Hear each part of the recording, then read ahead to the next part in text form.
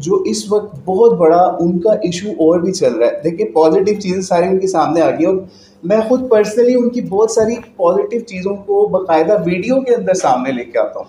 लेकिन जो नेगेटिव चीज़ें हैं उसके अंदर एक बहुत बड़ा मसला इस वक्त जो है ना वो औरतों के हवाले से है।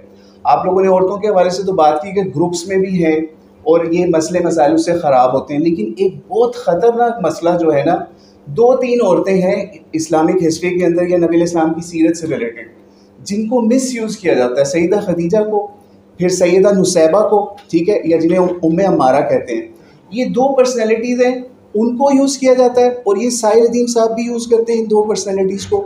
और तीसरी पर्सनैलिटी उनका मुझे नाम भी नहीं पता, आपको भी किसी को उसका नाम नहीं पता होगा, उनको भी वो यूज़ करते हैं कि हज़रत उमर की फाइनेंस मिनिस्टर औरत थी, हज़रत उमर ने फ़लाँ बाज़ार के अंदर ड्यूटी लगाई हुई थी फ़लाँ औरत की।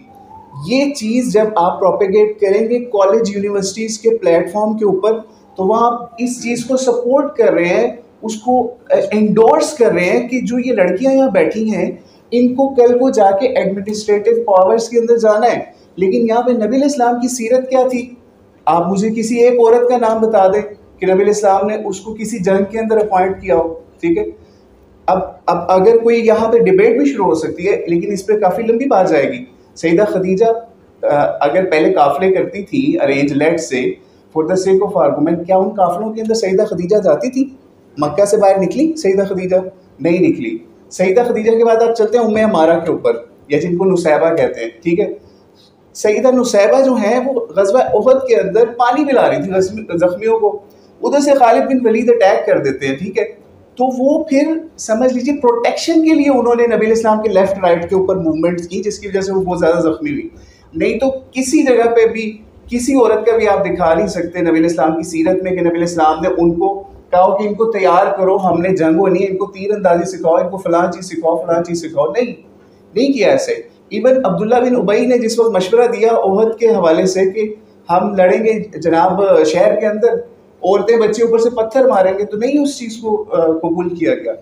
तो इसलिए 1-2 एग्जांपल्स जो है ना उनको लेके हम इस तरह जब माशरे के अंदर और हम बैठे कॉलेज यूनिवर्सिटीज़ के अंदर, तो हम समझ लें कि वो सारा जो नबी इस्लाम की सीरत है, नबी इस्लाम ने आपको पता है कि मक्के से बाकायदा ग्रुप्स भेजे या मुसअब बिन उमैर को भेजा एज ए मुक़री या फिर वहाँ पे पढ़ाने के लिए कुरान पाक। तो कोई औरत गई थी वहाँ पे? आपको कोई बंदा बता सकता है? नहीं गई थी। हिजरत हबशा हुई थी, वहाँ पे भी बीवियाँ साथ गई थी। ये नहीं हुआ था कि औरतें जो हैं वो डेडिकेट करके भेज दी गई कि ये जाए, ये इस तरीके से करे। तो यहाँ पे उनका एक बहुत बड़ा फ्लॉ है, जो उनके करीब है उनको चाहिए कि उसको ठीक करने की कोशिश करें। अब अगर ये इतने सारे फ्लॉज जो मैंने 2-3 आपको गिनवा दिए, Quran is not a book of science, ठीक है। कुरान साइंस की बुक नहीं है। जिस वक्त कुरान नाजिल हो रहा था तो लोग क्या कहते थे? ये जादुई कलाम है, ये शायरों का कलाम है, ठीक है। किसी ने भी अरब के अंदर से ये नहीं कहा था कि ये तो जनाब साइंस की बात है। हालांकि उस वक्त भी रोमन्स और पर्शियन साइंस के ऊपर बहुत ज़्यादा काम कर रहे थे। आज किसी एथिस्ट के सामने आप किसी आयत की तशरीह करके ना यहाँ हार्ड वाटर निकल रहा है या यहाँ से जो है वो फलां चीज़ साइंस की या मेटाफिजिक्स की प्रूव हो रही है, तो वो आपको फौरी तौर पे नबी इस्लाम से भी 100 साल पीछे 200 साल पीछे जो है ना रोमन्स पर्शियन से चीज़ निकाल के एथिस्ट दिखाएगा कि यार ये बात तो फलां ने भी की है, तो इसका मतलब है कुरान ने वहाँ से कॉपी की है। नहीं, Quran is not book of science. Quran इंसान को बनाने की किताब है, जो आगे से फिर साइंस या जो मर्जी उलूम के ऊपर जाए। मौलाना मौदूदी से भी ये सवाल हुआ था साइंस के हवाले से कि ये साइंस की फ़लाँ थ्योरी फ़लाँ चीज़ कुरान पाक से साबित होती है। उन्होंने फौरी इस चीज़ को नेगेट किया कि कुरान पाक जो है वो इस तरीके से अगर आप प्रूव करें। आपको पता है हारून याह्या का नाम सुना होगा किसी ने, ठीक है, लड़कियां बिठा के करता था। उसका काम पता क्या था?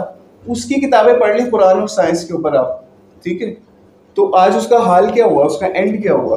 तो Quran is not a book of science. आप अगर आपका दिल करता है उन चीज़ों में करें कुरान पाक के अजायबात तो क़यामत तक जारी रहेंगे, लेकिन ये साइंस की किताब नहीं है।